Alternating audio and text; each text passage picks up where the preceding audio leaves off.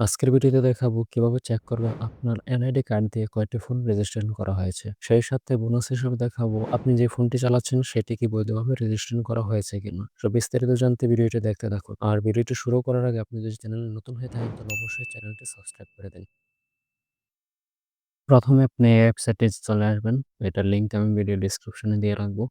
তারপর এখান থেকে রেজিস্টারে ক্লিক করবেন। রেজিস্টারে ক্লিক করার পর এখানে হচ্ছে আপনি আপনার ফার্স্ট নেম দিবেন, এখানে লাস্ট নেম, তারপরে এখানে একটা ইউজার নেম দিবেন। আপনার ফোন নাম্বার লিখবেন এইখানে। তারপরে এখান থেকে সিলেক্ট করবেন আপনার স্মার্ট কার্ড অথবা এনআইডি কার্ড। সিলেক্ট করার পর আপনি এখানে আপনার স্মার্ট কার্ড বা এনআইডি কার্ডের লাস্টের ৪ টা ডিজিট এখানে টাইপ করে দিবেন।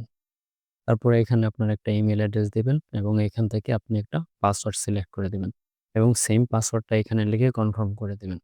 তারপরে এখানে ভেরিফাই এ ক্লিক করবেন। এটা সাকসেস হয়ে গেলে এখান থেকে জাস্ট রেজিস্টার এই অপশনটিতে ক্লিক করলেই ওয়েবসাইটে আপনার অ্যাকাউন্টটি রেজিস্টার হয়ে যাবে।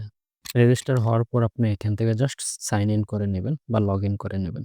লগইন করার জন্য এখানে আপনার ইউজার নেম আর পাসওয়ার্ড লিখবেন। তারপরে এখান থেকে লগইন এ ক্লিক করবেন।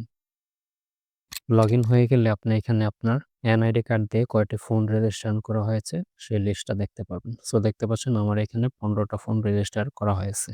সো আমি চেক করে দেখছি এখানে ৮ টা ফোন ২০২৫ সালে রেজিস্টার করা হয়েছে। কিন্তু এগুলো আমি করি নাই। এটা সম্ভবত কোনোভাবে আমার তথ্যগুলো চুরি করা হয়েছে।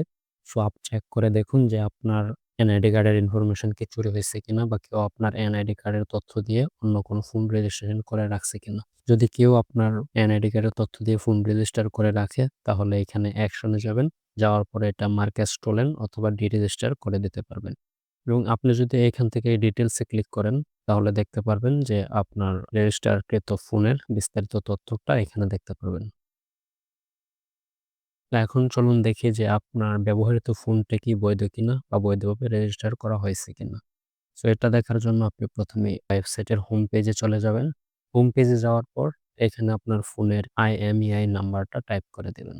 IMEI নাম্বার দেওয়ার পর এখান থেকে চেক ফোনস ভেরিফিকেশন স্ট্যাটাস এটাতে একটা ক্লিক করবেন। ক্লিক করলে আপনি দেখতে পারবেন যে আপনার ফোনটি কি নিবন্ধিত হয়েছে কিনা। সো আমার এই ফোনটা এখানে নিবন্ধন করা আছে।